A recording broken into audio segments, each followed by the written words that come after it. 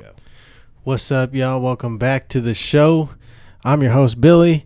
I'm joined today by producer Trent Ludzak. Hello. Recording here at the beautiful Trent's Unnamed Studio in Marietta, Georgia.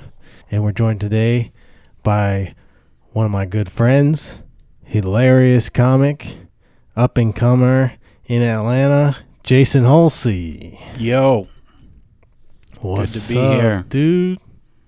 Hello, podcast world.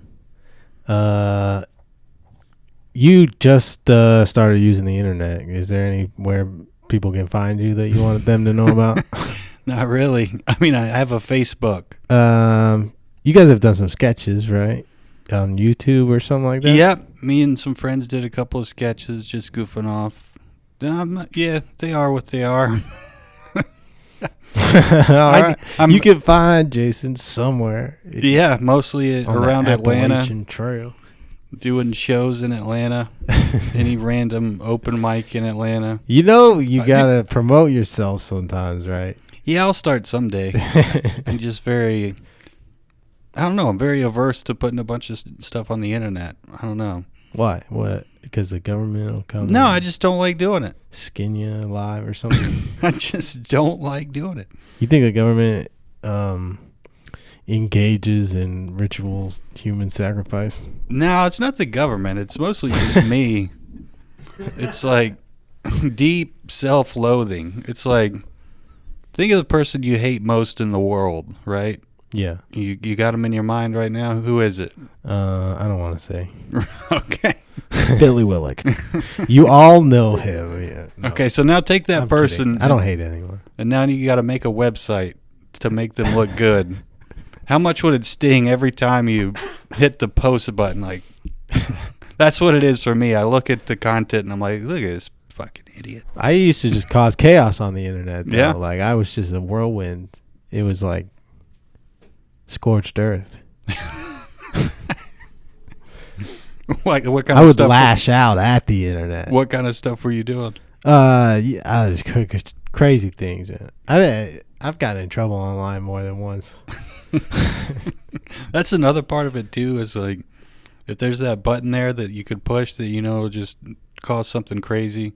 Dude, the nuke. I'm often very tempted to push that button. So sometimes it's better for me just to not be on the internet. Like, The social nuke. I got better though. I stopped doing that. I don't know if that's something I'd be doing. It's just, for the longest time, I just wanted to focus on getting good at stand-up. And I know a lot of people, they put a lot of content out, and then you look back at it, and you're like, that's not good. But it doesn't have to be good anymore. That's what it seems like. Like, you'll see terrible stand-up where the crowd's not even laughing, and it's got 1 million views on it. So it's like, well, I might as well throw some of this garbage up there. That's how I've started to see it. I guess so. I know it's become an important part of moving forward with a career or whatever, but I don't know, man. It's I hate doing it. I think a lot of people are going to look back and realize that they were very confused about how important that was. But for sure. I am kind of glad I struggled through the beginning of comedy and music. And I would never want to go through that again, but if I were to get 1 million followers on Instagram, I still know in my heart that means nothing. Like and that it's not even a good thing. Like, I don't think having a social currency system in a society is a good thing where people feel like, oh, I do comedy, but I don't have 1 million followers and 1 million views on every video I post. So what's the point of even like posting anything? Like, I think that's bad. I just don't care about it. But there's not really another system, right? Like, I guess that's it. I mean, because these days, if you email a comedy club and you say, "Hey, I have 1 million followers on Instagram for my stand-up comedy," and all of those morons are going to come out to the show if I perform at your club, of course they're going to say yes. Yeah. It is what it is. So you can book a tour the next day if you have 1 million followers. Yeah. And so it does help in that regard. And I know that. And I have this conversation all the time with people, and they say you should do it. I know I should do it, but I just don't. I don't think social media is a good thing No. in any. I have a very addictive personality too, and once I get started with something that delivers any kind of endorphins, it's kind of an issue. What do you think about AI technology? As someone who barely uses technology, Yeah, I'm not threatened by it. I know that's a big part of the conversation. Yeah, I really don't care about it. I think what is it? What do they got it doing now? Chat GPT can write you a whole essay on something. Mm-hmm. I used it recently because I was doing some research. I asked it to write like a business plan, and it'll write you just an outline. Yeah. So it can be a creative tool in that way. It's honestly like it is scary because where does it go from here? When does it become real? Yeah, I love that sentient? South Park episode about the Chat GPT. Yeah. Did you see that? I could tell the song was an AI generated song Really? because the lyrics were so kind of like they just uncanny. There was no feeling in them at all. Yeah, I talked to somebody the other day. They were just as an experiment. They were trying to use it to write a joke about something, and it just wasn't working. But there's an AI comedy show at El Dorado. Lauren Jones runs it. Yep. Matt Guy was telling me about it. He said it was pretty interesting. Cause I bet it was. it's like a tool, right? The way I see it is like it's a calculator. Like before you had the calculator, everybody was just doing math by hand. Yeah. I guess. I'm an abacus guy that? myself. I get in a lot of car wrecks using my abacus on the road. Okay, I'm about to pick up my pizza. Let's see if it's $10.75 for the pizza. Between the maps and the abacus, it's like, get out of the way. Hard copy. You got a map. Hard copy maps. Across the dash. Abacus, yeah. I actually use an abacus on my phone. And if you cut me off, out comes the crossbow, you know? You don't have like a cassette player. You got like a huge record table in the car, yeah. With the horn on it. Yeah, gramophone. Yeah. It's a gramophone. It's a Bose, though. It's. You should write your jokes on a typewriter, dude. Yeah, that would be like, well, you like get drunk and do cocaine, like that. I started writing on my little Google Chromebook the other day. That was kind of nice. What? I was like, just a little bit better flow. Billy's just mad that you got a Chromebook. No, it's fine for you. It's like a big phone, kind of. Yep. I love it. I have no problem with Chromebooks. It's just they're cheap, and people always expect them to do more than they need to do, like than they're supposed to do. Right. Like, let me store all of my church sermons for the next 10 years on my Chromebook. It's like, no, you can't do that. You can just like... You could put those on like an external hard drive, though, right? For sure. But then they have videos that they download and stuff like that, and it's like... People just don't know what they're doing. Yeah, I definitely don't know what I'm doing. Could I use the Chromebook to post things on the internet and become a viral sensation of comedy whirlwind? Yeah. Okay. Yeah, you can edit videos on there. Yeah. I'm pretty sure. What program would I use for that? Probably maybe Adobe. You hear that, kids? Adobe. That you got to pay for Adobe. There's a free one called Resolve, but I don't think it's on Chromebook. Damn. Looks like I'm going to be analog for a minute. You going reel to reel? Yeah. Yeah. When's the last time you pooped your pants? Last time I shit my pants actually wasn't that long ago. I had one sneak up on me. Yeah, it happens. Almost today from what it sounds like. Yeah, mine was today. Hour 40, traffic, and chilly. I had to turn around. And yeah. It happens, you know. I tend to not take care of myself for a few days in a row, and then all of a sudden your body's like, hey man, we've got a breach in the lower 48. You need to... I ate at a couple of shows and stuff because I was out, and just one, like you said, it snuck up on me. Yeah, you think you have to fart. But if all you eat is like brisket tacos from a bar, Yeah. pizza and cookout, then you got to worry about those parts. Yeah, I'll go for like a week and it'll be nothing but rotisserie chicken and like brown liquor. And then it's like, all right, this ain't working out. And then you sew it back up, you know. I can picture you with a bottle of whiskey and just a bird going at that thing with your fingers. Well, you get to the bird once you're done with the whiskey. Picking it off the bone. Yeah. You ever see your dad finish off a rotisserie chicken? You know, he bought it, and you don't want to waste like one stitch of meat. Yeah. So he'll be in there. You'll see him in there in the kitchen just getting after it. Look like he's doing surgery. Yeah. But, you know, I take on those habits, and I do that to this day, you know. Whenever the rotisserie chicken goes in the garbage, not a stitch of meat left on it. It looks like it was like in a nuclear experiment or something. You think you could eat the bones too? You think you could eat an entire rotisserie chicken? Make stock. You can make stock. Oh, that's out of true. it. Yeah, you can make like some. I think if you ate the bones, you'd probably tear your guts to ribbons, but that's just me. Yeah, but you're trying to screw your What body up, right? I thought that's what you said. No. What if that's just what the elite are telling you, that if you eat the Yeah. bones? I don't trust them.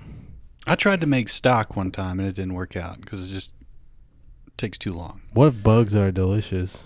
And, well, I don't want to eat bugs. That's what the communists want. Yeah. I've eaten some bugs in my day. Just as an experiment. Just What's see the what best bug? Ants aren't bad.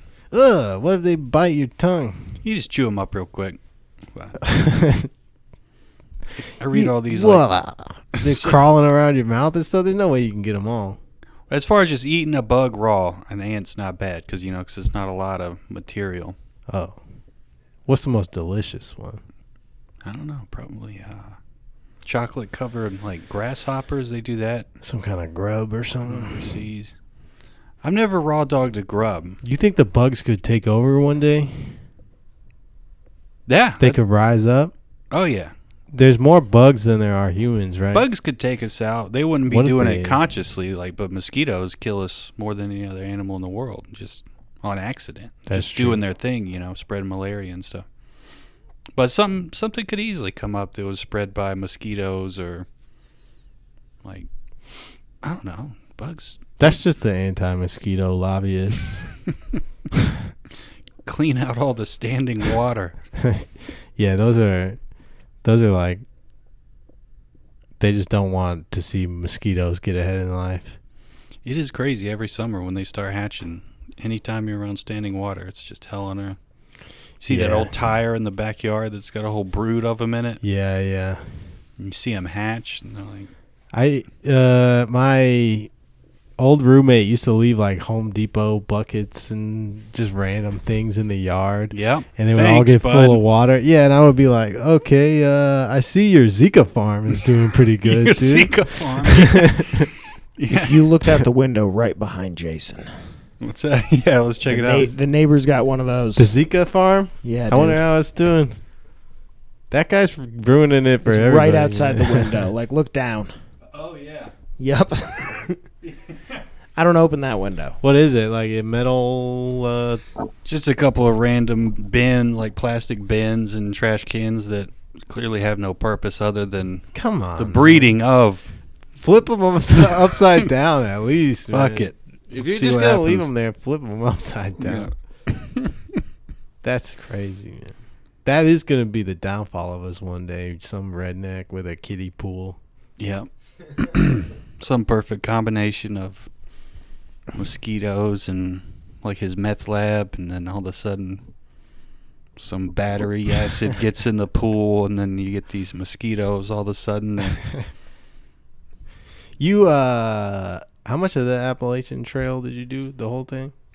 Yeah, I did a full through hike of the Appalachian Trail. What is, how, it starts in like Georgia, right? Mhm. And then it ends in what, like Maine. Maine? Yeah. Okay, so that's Georgia to Maine. It's about 2,200 miles. That's a whole tour right there, dude. You should have been doing stand-up. Well, you could put that on your resume, like toured the entire East Coast. I actually started with a guy who did stand-up. He was like a cruise ship guy, and he was through hiking, and he did sets along as he went, I'm pretty sure. That's what's up. Dude, what's his name? Shout out. His, he actually gave me my trail name. Or no, it was somebody else. But we hung out that night. But I didn't see him again because they were going a little slower than me at the start. But I don't know if... I'm pretty sure he made it the whole way. But their trail names were Set Up and Punchline. He was with his girlfriend. That's funny. And they gave themselves those That's monikers. Cute. Yeah, he was a nice guy. Funny guy.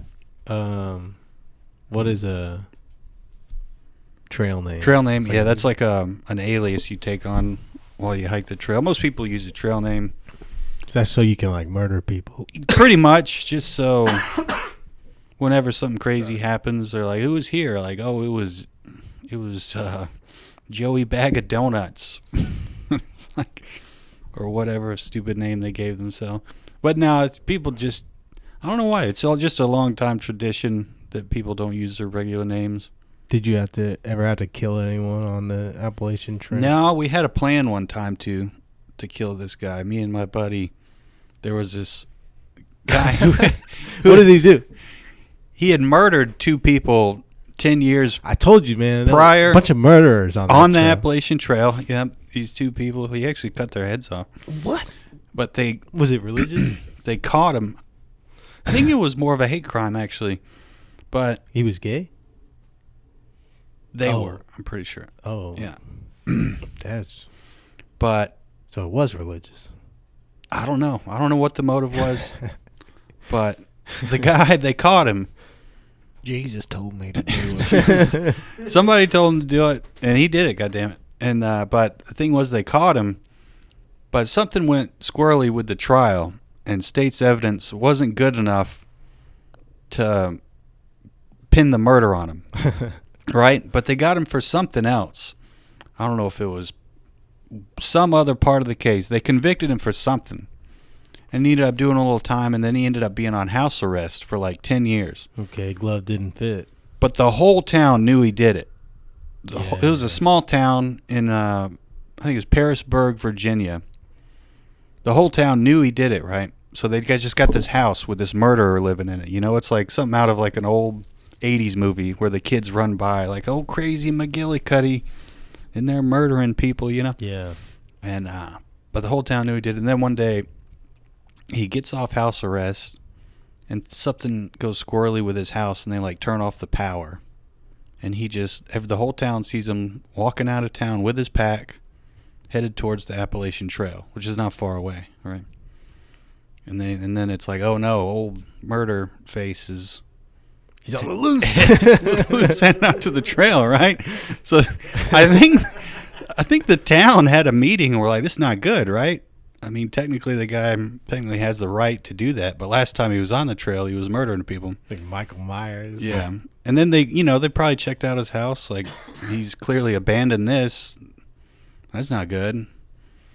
And so they started putting these flyers out for him and said missing, but on the flyer, it wasn't like usually a missing picture has like a person in their prom dress or something, but it was just his mugshot. So we see the flyers like before we head into this town of Parisburg about this guy missing, and we don't think any of it because like people go missing all the time, unfortunately. But so we're walking around town, and then this old man just calls us over to his car, and he's like, "You see those flyers? It's like if you see that guy, don't talk to him. Like he's a murderer." And all this ominous shit. We're in town doing resupplies. The whole town's like, if you see a thru hiker, run up to him and warn him about, so you worry about that shit while you're hiking. But when a whole town is like, there's a guy out there, he'll get you. Then it's like, a lot of people I think ended up skipping that section that he was out in. But me and my buddy Mule were like, we're not skipping a section of trail.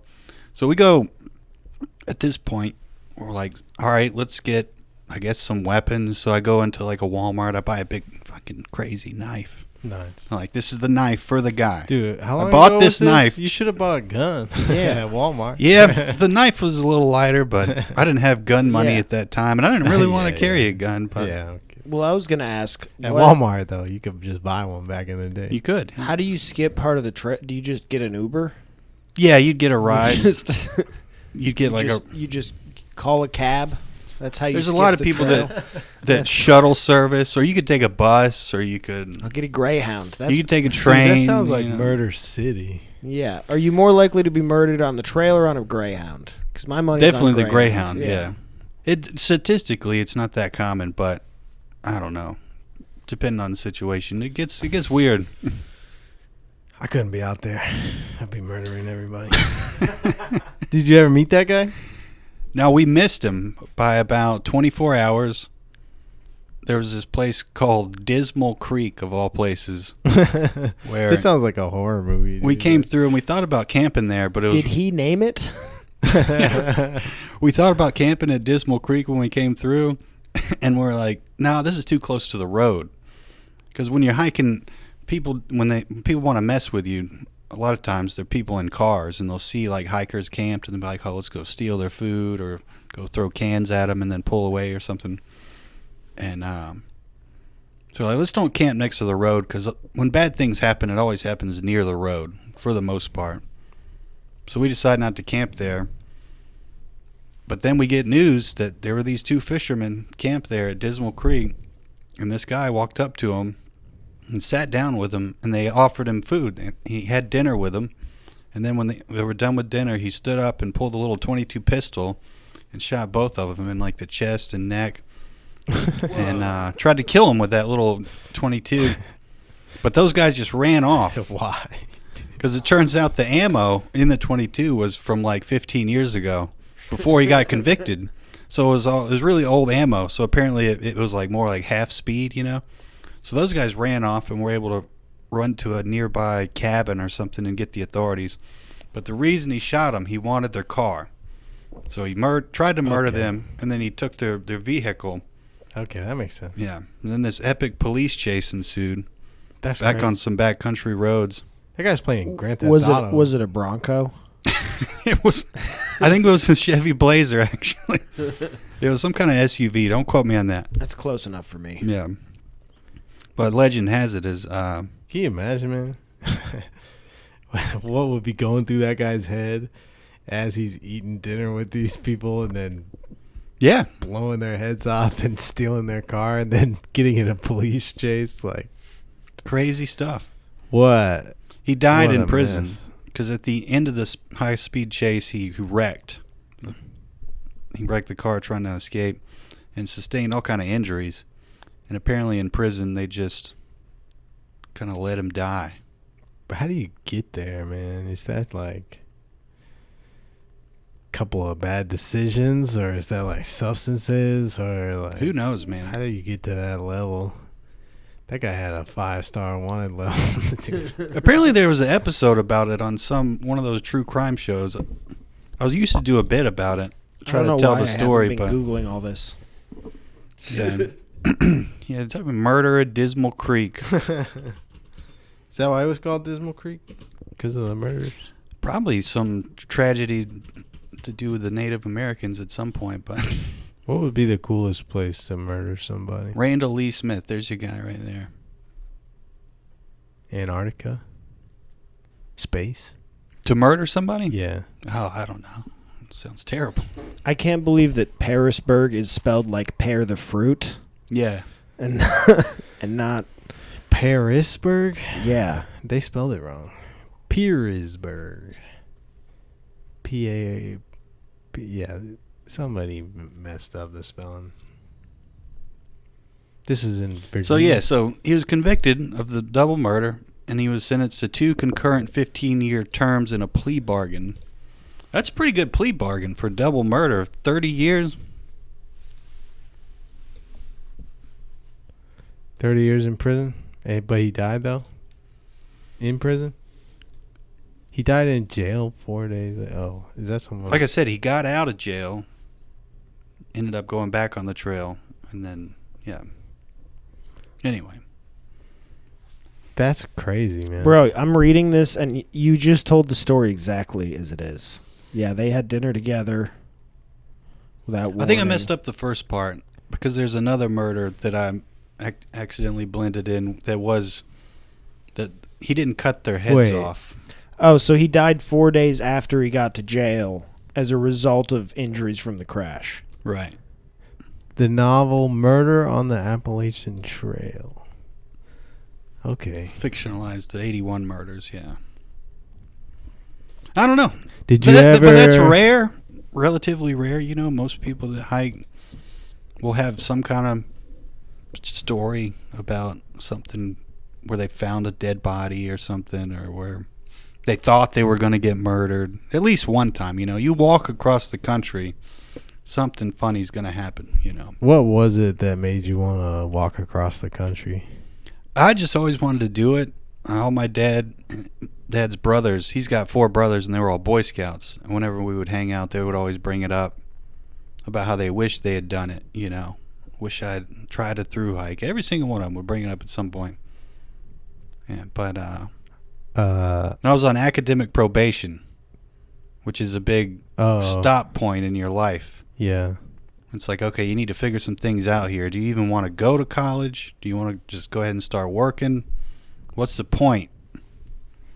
So you went out there with just like, yeah, not a whole lot of money. Not really. Yeah. Not a whole lot of like clear-cut decisions on what you wanted to do. Yeah, that's with your life and stuff. But you had heard of this dream that you said it was your dad and my dad and uncle? His brothers. Yeah, they were always talking about it. And so you set out on a mission to kind of search for your own dream by going after someone else's. It sounds like not that it wasn't your dream to do it, because it was like I'd always wanted to you do looked it. up to your dad doing it, but yeah. But what I'm getting to is like it feels like comedy is like a new dream that you sort of like found along the way. It's funny you say that. I was 21 years old when I did a through hike, and I decided while I was hiking that I wanted to do comedy, stand-up comedy in particular. Yeah. And I was even writing, like, while I was walking, like, oh, this is funny. I could go and talk about it. But this is just... But even after that, it just seemed so unattainable. Never even gave it a shot until years later. Well, because for me, I feel like kind of had a similar journey where, like, I had this dream to, like, play music and, like, be in a rock band and be a rock star. And, like, as I was going, I realized what I loved about that was the performance art of it and like how I felt after a really good set. And then I kind of found comedy and I was like, oh, this is a whole different dream I have now that I found while I was on this path that I thought was, you know, my dream, but it led to other things that, like, you know, I found it along the way. I found what I really wanted to do. Right. On my path to find myself or whatever. Yeah. It's a lot of ins, a lot of outs. I've been wanting to do stand-up since I was a kid, though. Yeah. And me too. I did stand-up at my 8th grade talent show in middle school.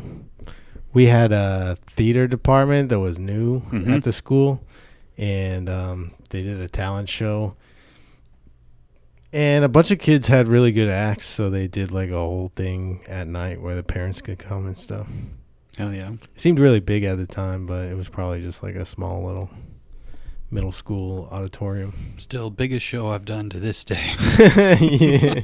Nah, luckily I've done bigger shows than that. I know but you know, that's cool that you went out there searching for kind of the meaning of life, and you learn a lot. lot. A little. Not really. But what do you think the meaning of life is, if you had to guess? I don't know. Try to do the most fun thing in the moment and not be poor. You want one of Trent's stickers? Sure. I think the meaning of life is relationships. All right. That's what, relationships with your kids, relationships with your parents, your friends. That's probably a good angle. Yep. Because that's all we are, really. We have to work together to survive. And if we don't work together and get along, then things don't go that well. And, yeah. That's deep. Relationships. Oh, yeah. Not just, I don't mean like romantic relationships, but that too. Right. If you're in like a toxic relationship, you'll be a lot happier if you leave and do your own thing and figure it out. And I think people who have a lot of people in their lives who they care about and who care about them, those people tend to be happier. Definitely. Yeah, just my opinion. Speaking of relationships, like I was thinking today, like, do I even want to go do a podcast? Well, gee, man, you don't have to. No. But I ended up deciding, like, you can reject me like two people already did. No. I was like, is this something I want or even need to be doing? But back to the relationships thing, I was like, dude, it's Billy. Like, when you first started, he was so kind to you and kind of like almost kind of steered you in certain directions. Yeah, I mean, like, you were just a cool dude when I started, Thanks, man. And like anybody else will come do my podcast, I might be like, I don't want to do it, but yeah, and it was a last minute thing. So. Yeah. You said that to me for my podcast many times. I was like, I don't know. No, we've talked about it. We're good, bro. Yeah. Well, then I owe you one, man. Thanks for coming. I appreciate it. No, you won. It's glad to be here. This is cool. But, I'm just, I like doing the podcast. It's fun. I like talking to people. Sometimes I do have a habit of, like, that little savior complex. When I see a new comic with the doe eyes walking around at the open mic, I try to help them out and throw them a bone and stuff. And, so, sometimes it works out, sometimes it doesn't. But the way I see it is, like, unfortunately, I've been around for a while, and I've seen people come and go, and sometimes I forget about people, and I feel bad. And I'm like... I mean, it's not something that a lot of people could or should be doing. I mean... Certainly not. It's a constant debate. Like, the futility of it is always slapping you right in the face, but it's like... Because it's like people are going to disrespect you. Have you had any rough nights recently? People will disrespect you right to your face in comedy. It's insane to me. Yeah. I'm like, don't you know how crazy I am deep down? That's why I don't drink, man, because I will burn this whole place to the ground.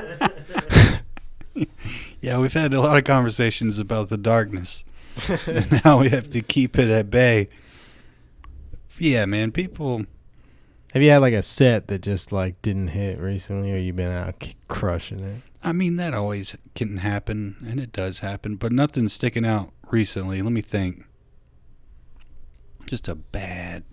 Like recently I had a guy who was like heckling me in Charlotte, and I posted a clip about it, but I actually have later... He came up on the stage. Yeah, it was so like drunk. He was just like standing there. He like touched me. I'm gonna put another clip out about that. But it was just crazy, like insane. It wasn't necessarily a bad night because I kind of invited it. I kind of like stoked his fire a little bit. Yeah, that's something hard to learn, and is like not to poke certain things once they start going on.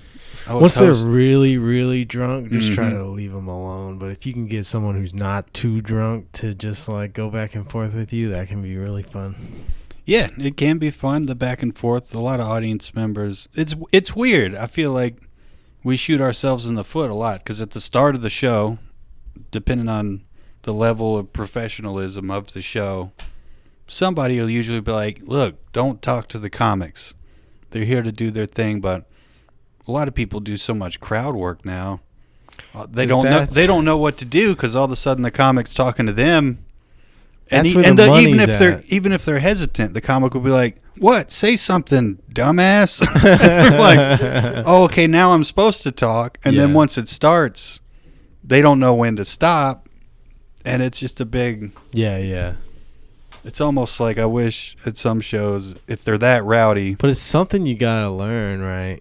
Oh yeah, like it's definitely something that bigger comics can do. Better comics can do. Yeah. They can interact with the crowd.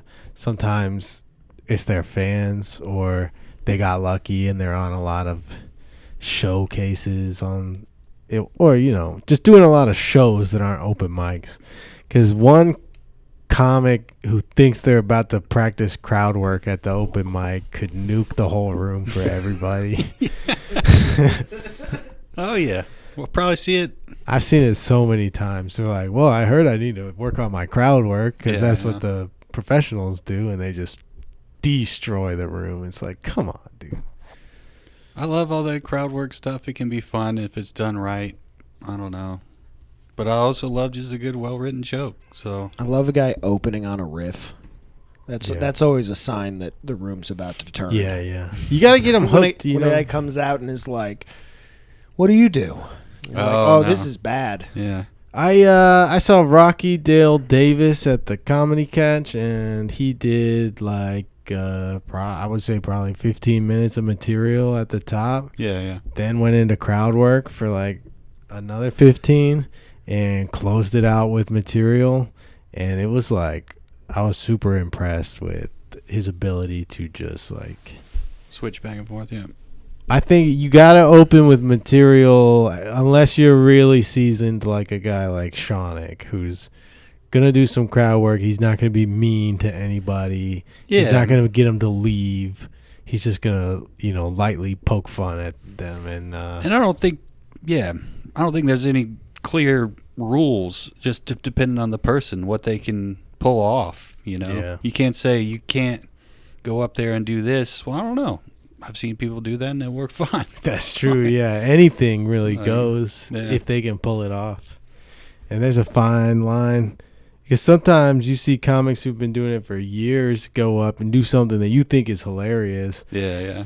And it just goes south and the audience just hates them. It's like, how could you guys hate this? This works everywhere I've seen it. Yeah. Just from an outside perspective, not even like in my own act. You'll see guys. Yeah, we're also three people who I think that happens to a lot. Yeah. Like, have you ever seen, like, Jerry Truman crush a room? Yeah. It's amazing, dude. It can happen. Yeah, it happens. I think his act is so funny because he's so genuine. And it's wild, man. It is wild. It's a roller coaster of what? I love it, dude. But, yeah, audiences. I used to love Marshall Connor. Yeah, he was great. He was very genuine. He didn't have any jokes, but he was. He sure was saying stuff. He would say some really funny things sometimes. Right. He would find it. And just enough of that practice, just going up there with zero. He was one of these guys I always would say he was trying to unlock the Infinity Stone. Yeah. And that takes time and sacrifice for sure to get to that magic. But it's not easy. Yeah. People don't like you. If you're just going to go up there and flex that muscle and try to like tap into the unknown, it's going to go bad sometimes. But I always respected what he was trying to do. Yeah. You'll find it though, man. And then after a while, you find it enough times, it's like easier to get it. Yeah. It's like those little Now you got a clappers. map to it. Yeah. Yeah, you've been there before at least. Yeah. I'm still green as hell, though. I still learn stuff all the time. I mean, still trying to figure out how I want to go about doing it, but I think I do all right for how long I've been doing it. Yeah, you do great, man. And for how long you've been doing it, especially you come across as like a real comic, not just an open micer who's nervous up there. Even though everybody gets nervous, but to the point where it's like throwing you off and you can't remember your jokes or whatever. So Plus, you do shows all the time. Yeah, I've been doing a fair amount of shows. I don't know. I've seen you on like weekend shows at the club. That's good. 2 or 3 decent shows a week. That's good. You get on 2 or 3 shows every week? Just about. That's pretty good, man. And most people don't have that, so. And next week, got a couple of good ones. This week, we've only done a couple this week, but yeah. That's probably, I do about 2-3 shows a week, maybe at most. That's part of why I avoid the internet, because I like my little number that I have right now. And if I start looking at where everybody else is going and what they're doing, like, shit, man, I'm not jealous. shit. Yeah. So I just turn it off. Fuck that. Everybody gets jealous, though. That's part of it, too.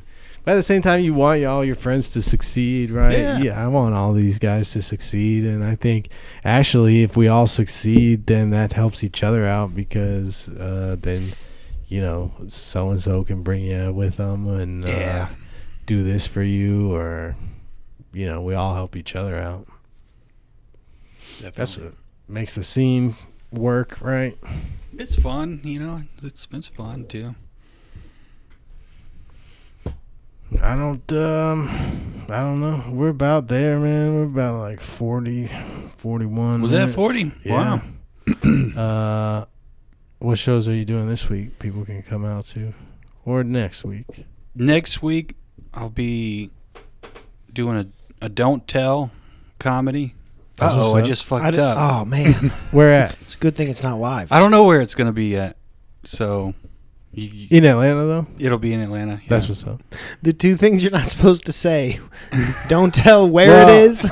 Don't tell when it is. Come on. You guys gotta show up. I don't even know the location yet, but I'll be doing that. That's great, though, man. And then I'll be Congrats. doing That's awesome. that Battle and Brew show at the game bar. That's what's up. Bunch of dorks. Yeah, I know that spot. Yeah. Those guys are cool, man. Yeah.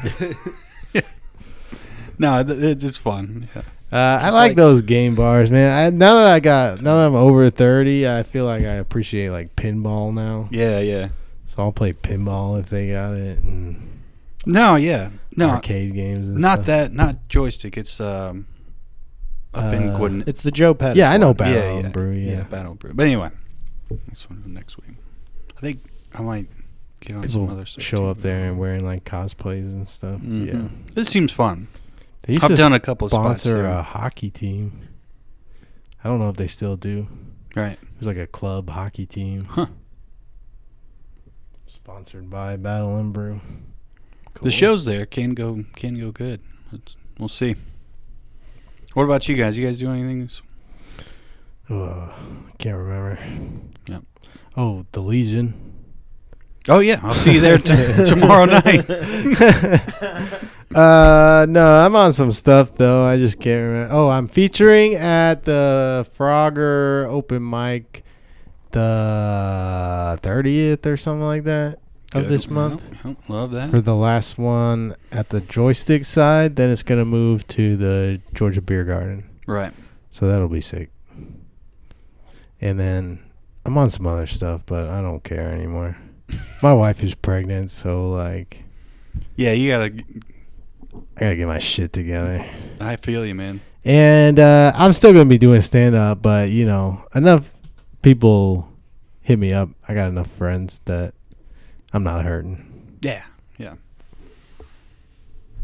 hell yeah. All right, man. Thanks for coming through. You saved the day today because I had a couple of cancellations. Yeah, no problem. Glad to be here. This was interesting. And you were on the OG podcast, so I was on the old one, yeah. Appreciate it. Jason Hulsey. Find him in Atlanta on Facebook, allegedly.